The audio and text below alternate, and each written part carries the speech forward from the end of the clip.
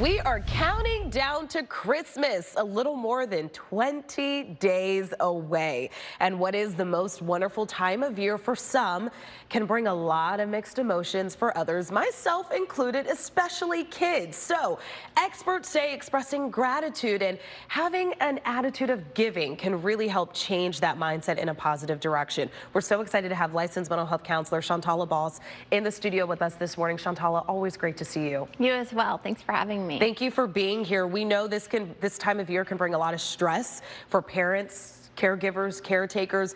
How could this possibly carry over to children?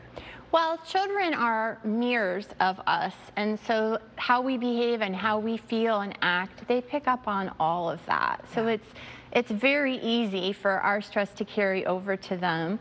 And so how do we show them the positives of the season and try to keep a little bit of the stress behind closed doors is a tricky part. And we also want to be empathetic to those who may be struggling. So how can we develop empathy and then pour that over into our children? Well, I think it's really important that we involve children in gift giving, and it can be very simple gifts, but make it very specific to the person. And it doesn't have to be a big fancy gift, not focused on material things, but it can go right down to the wrapping, you know, making it very special and putting that thought into it. That really helps develop empathy and helps them focus on the present and the giving, not how much was this.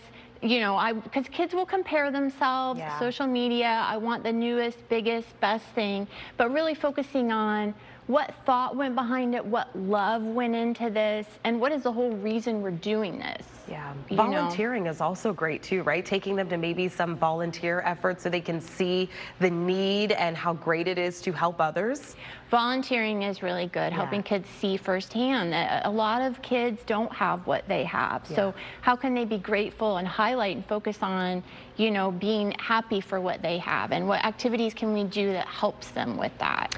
You mentioned grateful and gratitude. Let's talk about that. What are some practical ways to help both kids and families practice being grateful and showing gratitude? Well, sometimes you can turn it into like a challenge or kind of a game every day, coming up with something you're grateful for. Love that. You have a great gratitude jar and kind of see that fill up, or a gratitude tree that kids can have. They can have gratitude walks and just go around, walk around nature and talk about that you're grateful that the sun is so bright and, you know, the trees are so beautiful. It sounds a little corny at first, but if you start incorporating that into your daily life, it just becomes your default.